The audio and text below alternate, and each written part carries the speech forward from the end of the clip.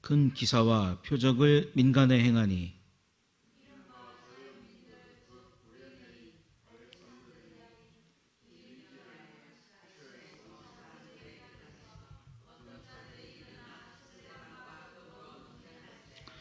스데반이 지혜와 성령으로 말함을 그들이 능히 감당하지 못하여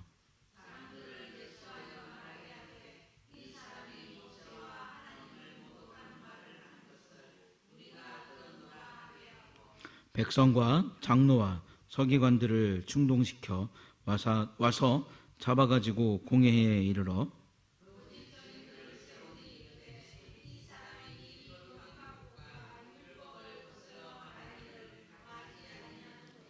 그의 말에 이 나사렛 예수가 이곳을 헐고 또 모세가 우리에게 전하여 준 규례를 고치겠다 함을 우리가 들었노라 하거늘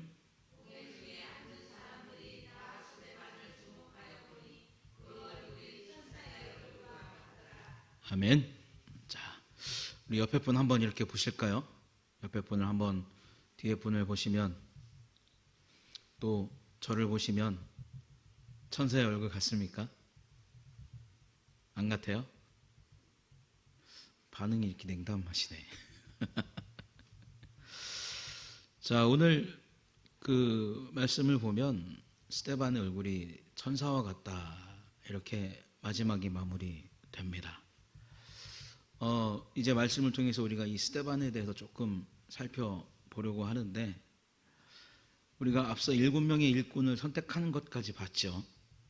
그 선택했던 기준이 무엇이냐면 장로님 한번 띄워주시겠습니까? PPT에 보면 하나가 딱 있을 텐데 자, 우리 6장 3절을 한번 가볼까요? 사도행전 6장 3절 우리 한 목소리로 한번 읽어보겠습니다. 시작. 형제들아 너희 가운데서 성령과 지혜가 충만하여 아멘 이렇게 나와 있습니다. 그러니까 스데반은 어떤 사람이냐면 성령과 지혜가 충만한 사람입니다. 그리고 또 보면 자 앞에 보시면 성령과 지혜가 충만한 다음에 뭐라고 이야기하죠? 믿음과 성령이 충만했다 이렇게 이야기하고 또 은혜와 권능이 충만했다 이렇게 이야기합니다. 그리고 한 가지 더 나오는 것은 지혜와 성령으로 말한다 이렇게 스데반에 대해서 설명을 하고 있습니다. 자, 이런 수식어를 놓고 보면 스데반은 참 매력 있는 그런 사람입니다. 이 당시에 하나님의 일을 한다는 것 자체도 부러운 일이지만 이렇게 스데반을 설명해주는 단어 하나하나들을 살펴보면 그는 어느 것 하나도 부족하지 않은 그런 아주 엘리트적인 모습을 오늘 우리에게 보여주고 있죠. 말씀도 탁월했고 성령도 충만했습니다. 그래서 논쟁에서 완벽한 승리를 거두는 모습을 우리가 보지요. 성령이 충만했기 때문에 또 믿음이 좋았기 때문에 그리고 지혜가 충만했기 때문에 모든 논쟁에서 논리적으로 말할 수 있는 힘도 있었고 상대방의 말을 듣고 어떻습니까? 그 말을 논리적으로 잠재울 수 있는 그런 힘이 있었던 사람입니다. 상대방을 설득시키는 일 가운데 또 특별히 복음을 전하는 일 가운데 똑똑하다고만 해서 될 일이 아니죠. 성령이 충만하다고 해서 또 될 일도 아닙니다. 또 한 가지를 보면 무엇이냐면 그가 참 침착했다는 거예요. 끌어오르지도 않았고 금방 환경 때문에 얼어붙지도 않았고 평정심을 잘 유지해서 그가 해야 될 말을 성령께서 생각나게 하시는 그가 해야 될 말을 조리 있게 아주 잘 해나가는 그래서 비록 그에게 어려움과 고난이 온다 할지라도 어떻습니까? 성령께서 주시는 지혜대로 말할 수 있고 성령께서 주시는 지혜대로 행동할 수 있는 그런 사람이 스데반이었다 이렇게 우리가 볼 수가 있습니다. 스데반은 이렇게 개인적으로 참 매력적인 사람이었고, 초대교회 역시 이제 교회적인 측면을 한번 살펴보면 초대교회 역시 굉장히 매력 있는 그런 모습을 우리에게 보여주고 있습니다. 우선 사도들을 놓고 보면 예수님과 함께 3년의 공생애를 하면서 모든 이적과 기적을 다 보았던 사람들이죠. 그리고 예수님께서 하늘로 올라가시는 것도 보았던 사람입니다. 그렇다면 오늘 말씀에 나와 있는 이 7사람 중에 스데반보다 어떻습니까? 믿음의 연수는 더 긴 사람이라고 우리가 결론을 낼 수가 있겠죠. 예수님 살아 계실 때부터 알았던 그 사도들은 믿음이 스데반보다 훨씬 더 많았을 것이고, 지식도 많았을 것이고, 지혜도 풍족했을 것입니다. 그런데 이 7사람을 세우고 나서 각각의 사역이 분리되고 각각의 해야 될 일들이 딱 분리되고 나서는 어떻습니까? 하나의 잡음도 일어나지 않았다는 거죠. 서로가 서로를 용납해 주었고, 서로가 하나님 앞에서 감당해야 될 사역의 부분들을 인정해 주었다는 겁니다.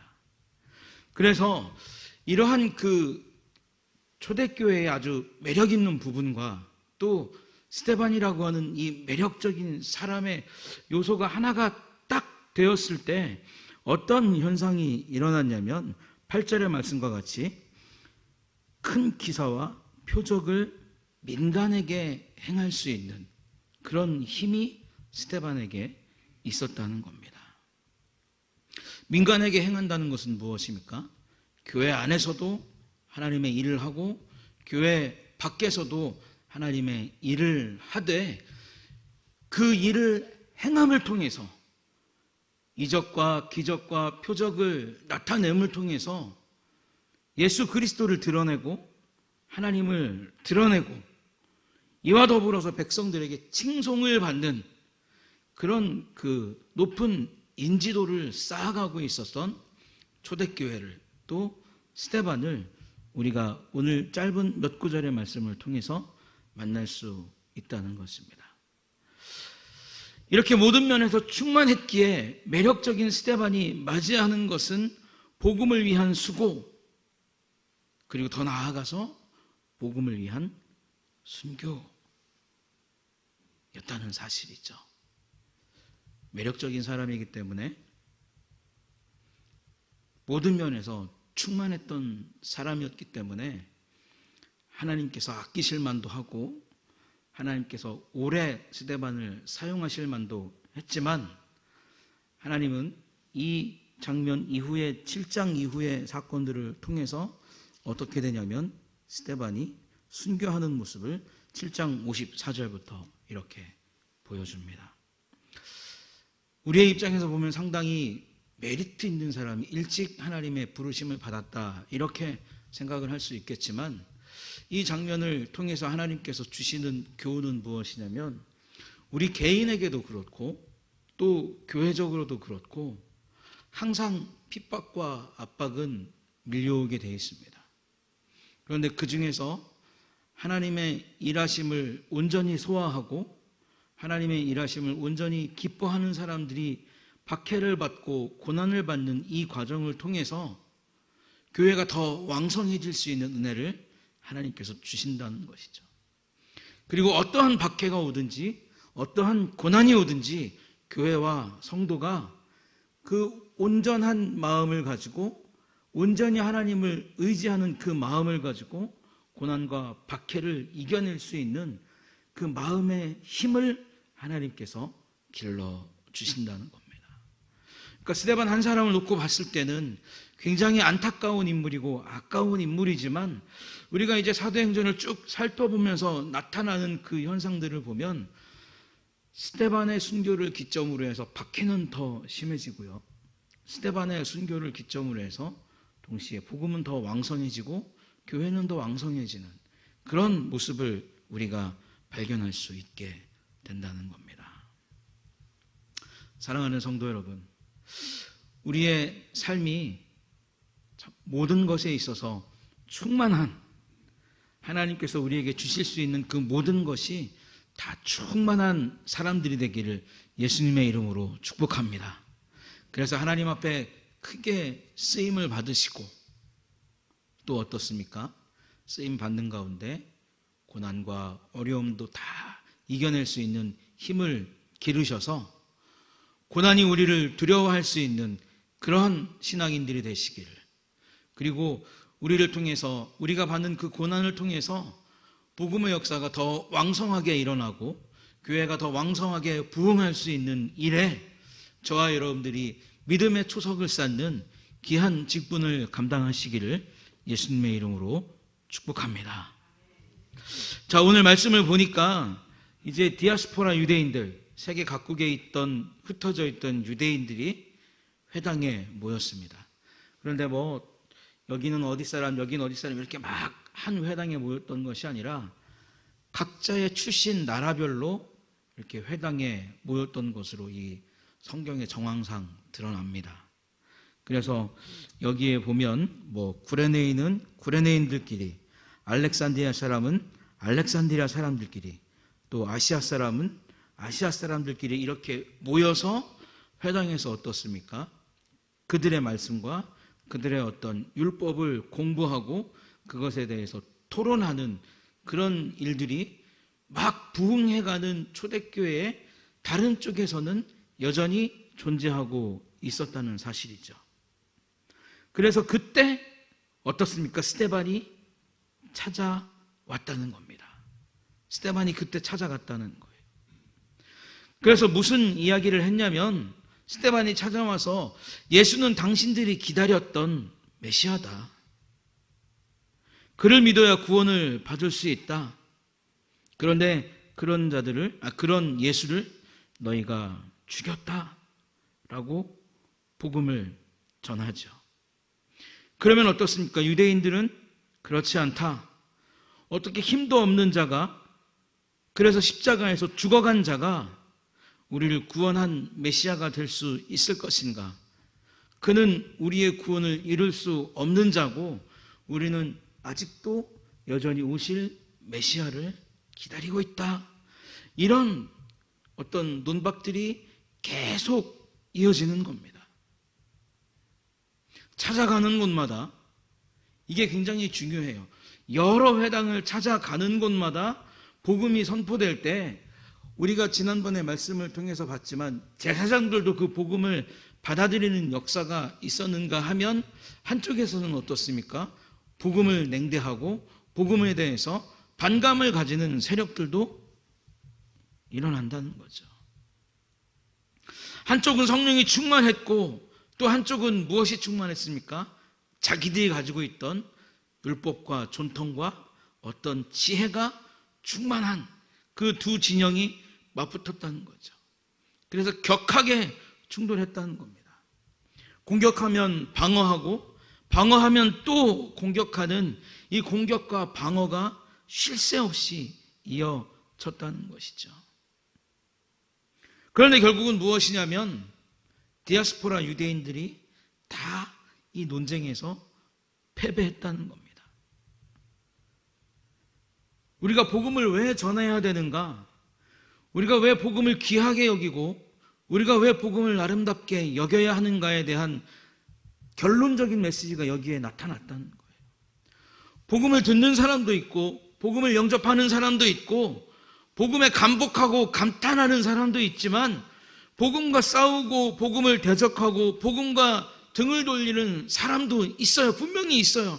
그러나 최종적으로는 어떻게 한다는 겁니까? 그 모든 세력을 하나님께서 다 잠재우시고 복음이 승리할 수 있는 길을 열어 주신다는 거예요. 오늘의 말씀과는 조금 거리가 있는 그런 이야기가 되겠지만, 여자 스님 한 분하고요, 캐톨릭의 젊은 그 신부님 한 분하고, 또 우리 개신교의 젊은 목사 남자 한 분하고, 이렇게 세 명이서 성지순례라고 하는 프로그램을 하더라고요. 그래서 이게 천주교는 그렇다 쳐도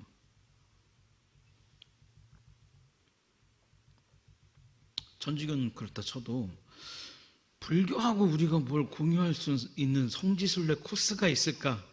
이제 저는 순진한 마음에 그렇게 생각을 하고 TV를 딱 봤는데 이 출연하는 사람들이 종교하고는 아무 관계가 없는 그런 사람들이 출연하더라고요. 그 김재동도 거기에 나왔었고, 또 그 누구죠? 저처럼 이렇게 등치가 좀 아담한데 남자에서 여자가 된 풍자 보시면 등치가 저처럼 아담합니다. 그 풍자도 나오고 또 한 연예인이 나오는데, 이 성지순례라는 게 뭐냐면 답답한 종교 안에 갇혀 있다가 활짝 열린 세상을 보는 거예요.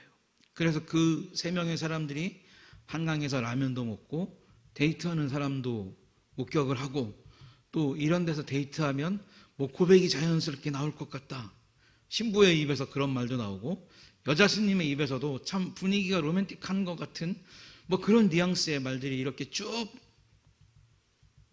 터져 나옵니다.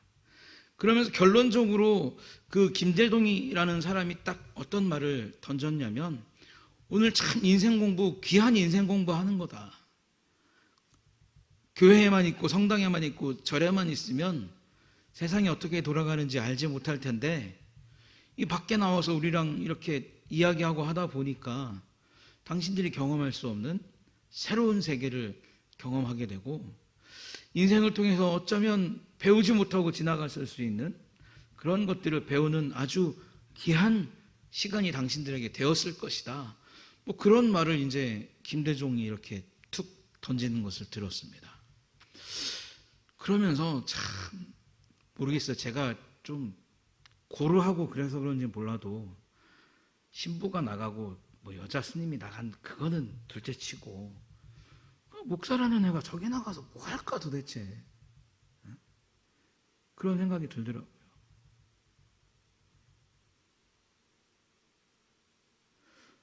세상을 배우는 거 중요하죠. 세상을 알아가는 것도 중요합니다. 그런데 그런 자리에 나아가서는 오히려 우리가 복음을 알게 하는 그런 찬스를 잡아야 돼요. 우리가 오히려 복음에 대해서 이야기할 수 있는 그런 힘을 길러내고 만들어야 된다는 겁니다.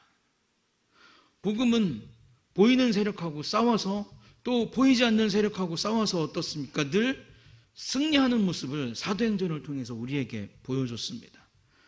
억압이 있고 핍박이 있고 박해가 있고 고난이 있고, 그래서 순교할지언정 보이고 보이지 않는 세력들과 싸워서 승리하는 모습을 사도행전은 우리에게 보여줬는데, 정말 아무런 가치도 없는 그러한 한 프로그램에 나가서, 제 생각에는 그래요, 거기 나가서 이 사람들이 만신창이가 된 거예요.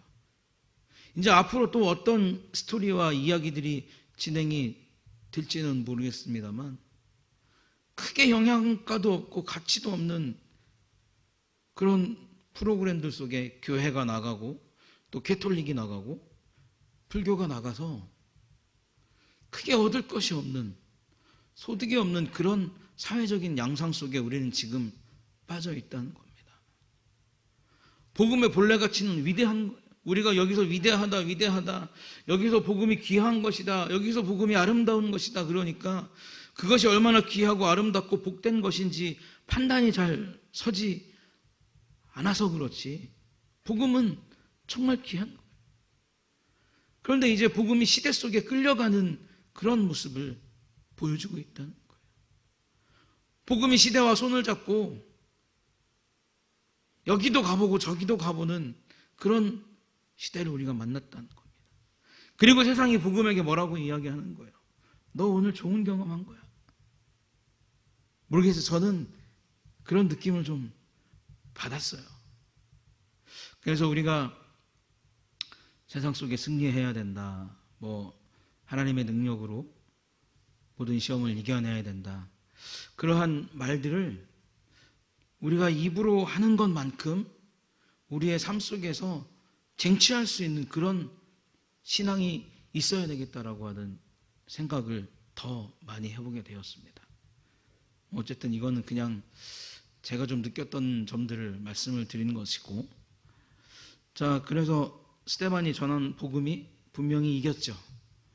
세상 사람들이 좋은 구경한 겁니다. 아, 세상의 논리로 안 되는 것이 있구나. 세상의 논리로 뒤집을 수 없는 것이 있구나. 저쪽에서는 패배를 인정하고 복음을 받아들이고 그들의 동료들과 마찬가지로 구원의 은혜로 전혀 다른 삶을 살아갈 수 있는 기회가 찾아왔지만 어떻습니까?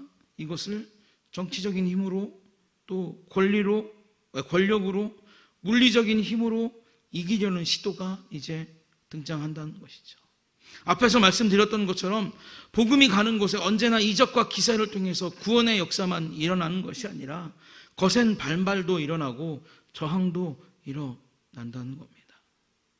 그래서 그들은 백성과 장로와 서기관들을 충동질시켰다라고 성경이 말하고 있는 거예요. 스데반을 잡아서 법정에 세웁니다. 그런데 여기서 놀라운 점 한 가지가 있어요. 우리가 읽었던 6장 8절에는 표적을 민간에 행하니 이렇게 해서 백성들이 복음을 환영하고 복음에 열광했던 그런 모습을 보여줍니다. 또 6장에 가면 어떤 모습들이 있습니까? 5장에 가면 어떤 모습들이 있습니까? 사도들을 백성들의 어떤 그런 그 반응 때문에 쉽게 잡아가지 못하는 그런 모습도 우리에게 보여줍니다. 그러니까 백성들이 복음을 받아들인 것처럼 우리에게 사도행전은 이야기를 해주는데 충격적인 것은 무엇이냐면 오늘 6장의 말미에 보면 스데반을 핍박하고 스데반을 핍박해서 그리고 거짓으로 선동해서 어떻습니까? 법정으로 끌고 가는 그 역할을 누구도 감당하고 있다는 거예요. 백성도 감당하고 있다는 겁니다. 백성은 복음을 가장 순수하게 받아들였고 사도들을 칭송했습니다. 그래서 유대 지도자들도 백성들을 두려워해서 사도들을 어떻게 하지 못하는 그런 정황을 사도행전이 분명히 우리에게 보여줘요. 그런데 그랬던 백성들이 마음이 돌변해서 등을 돌려버렸죠. 은혜를 보고 성령의 일하심도 보고 사도들의 성령에 충만해서 당당하게 복음을 외쳤던 그 장면을 보았던 백성들의 마음이 돌아섰다는 겁니다. 복음은 이러한 모습들까지도 우리가 이겨내야 되는 하나의 요소로 오늘 소개하고 있는 거예요. 복음을 진실되게 받아들이지 못하고 복음을 진실되게 끌어안지 못하는 사람들이 때로는 우리에게 찬성의 표를 던질 수 있고 동조하는 시선을 보낼 수 있지만 그들 역시 어떻다는 겁니까? 우리의 반대편에 서서 복음을 핍박할 수 있는 존재가 될 수 있고 복음을 거부하는 존재가 될 수 있고 어제까지는 우리를 보호해줬던 그 사람들이 오늘은 마음을 돌이켜서 우리를 법정에 세우는 사람이 될 수 있다는 것을, 그래서 우리가 더 성령이 충만해야 되고 그래서 우리가 더 지혜가 충만해야 되고 그래서 어떻습니까? 우리가 성령의 은혜로 가득 차 있어야 된다는 것을 사도행전은 오늘 우리에게 보여주는 거예요.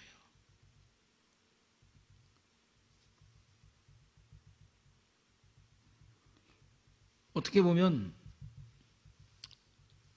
스데반이 좀 충격을 받을 수도 있겠죠. 내가 하지 않은 말을 했다고 이야기하고 내가 전하지 않은 것을 전했다고 이야기하고 어제까지만 해도 우리의 어떤 활동이나 우리의 어떤 그 이적과 기적을 보면서 참 입에 마르도록 칭송했던 사람들이 어때요? 오늘은 등을 돌린 거예요. 그러면 굉장히 큰 어떤 충격이 스데반에게 왔을 것이고 그것 때문에 굉장히 큰 데미지를 아마 입었을 것 같습니다. 그런데 오늘 말씀 끝에 스데반의 모습을 묘사하는 것은 무엇이냐면 이렇게 위증이 날뛰는 곳에 스데반의 얼굴은 천사와 같았다라고 이야기를 하죠. 모함을 듣고 고소를 당하고 누명을 쓰고 끌려왔지만 유지할 수 없는 평정심을 성령의 힘을 통해서 유지해 갔다는 겁니다. 그리고 그는 마치 천사와 같은 얼굴을 하고 있었다는 것이죠.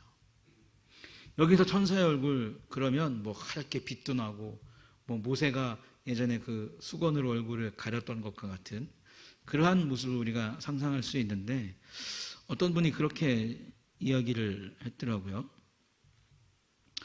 천사는 구원의 기쁜 소식을 전해주는 역할을 했으며 때로는 하나님의 엄중한 심판을 전하기도 했다. 스데반이 천사와 같다, 얼굴이 천사와 같다라고 하는 이러한 묘사는 하나님께서 어떠한 일을 맡기시든 감사함과 굳은 마음으로 그 일을 완수하겠다는 엄숙하고 결연한 스데반의 모습을 반영한 것이다. 이렇게 설교를 하셨더라고요. 참 감명 깊은 그런 설교였습니다. 천사의 모습이라는 게 우리가 생각하는 것처럼 참 저 사람은 대단한 사람이야. 천사의 모습과 같아. 천사의 얼굴을 하고 있어. 그런 수준의 천사가 천사의 모습이 아니라 그 다가와 있는 고난과 어떻게 보면 자기가 실수 한 번만 하면 어떻습니까? 큰 화를 입을 수 있는 그 상황 속에서도 하나님을 위해서 복음을 위해서 내가 해야 될 말은 해야 되는 것이고 그래서 막고 방어할 수 있는 것은 막고 방어해야 되는 것이고 또 어떻습니까? 전하고 축복하고 보듬어주고 안아주는 것도 해야 된다라고 하는 그런 모습을 정말 하나님 앞에 서 있는 순수한 스데반의 모습을 오늘 천사와 같은 얼굴을 한 스데반을 통해서 우리에게 하나님은 보여주고 계십니다. 그리고 또 한 분은 뭐라고 이야기를 했냐면 스데반이 천사와 같은 얼굴을 하고 있다면 대적하는 자들의 얼굴은 사탄과 같은 얼굴을 하고 있었을 것이다. 스데반은 온통 진리와 정의로 그 얼굴이 천사와 같았다면 사탄과 같은 고발하는 자들은 온통 거짓과 위선으로 그 얼굴을 꾸몄기 때문에 그들의 얼굴은 사탄처럼 되어 있었을 것이다. 이렇게 말씀을 마무리를 하더라고요. 사랑하는 성도 여러분, 저와 여러분들의 삶이 스데반에게 충만했던 그 모든 하나님의 요소들을 다 소유함으로써 늘 충만한 삶을 살아가시기를 예수님의 이름으로 축복합니다. 그리고 우리가 인생을 살아감에 있어서 복음을 전함에 있어서 스데반이 가지고 있었던 그 천사의 얼굴을 소유해서 보듬어줄 것은 보듬어주고 또 선포해야 될 것은 선포해주고 다퉈야 될 것은 말씀에 맞춰서 다툴 수 있는 그러한 천사의 얼굴을 다 가질 수 있는 저와 여러분들이 되시기를 예수님의 이름으로 축복합니다. 그리고 마지막으로 한 가지 더 말씀드릴 것은 무엇이냐면 세상은 늘 돌변할 수 있다는 거예요. 어제까지는 천사와 같은 얼굴을 하고 있었지만 어제까지는 우리에게 칭송의 말을 건네고 있었지만 오늘은 어떻습니까? 돌변할 수 있다는 거예요. 사단의 모습으로 우리에게 다가올 수 있다는 겁니다. 그것 때문에 실망할 필요도 없고 그것 때문에 두려워할 이유도 없습니다. 정말 우리가 하나님께서 주신 그 모든 귀한 것들로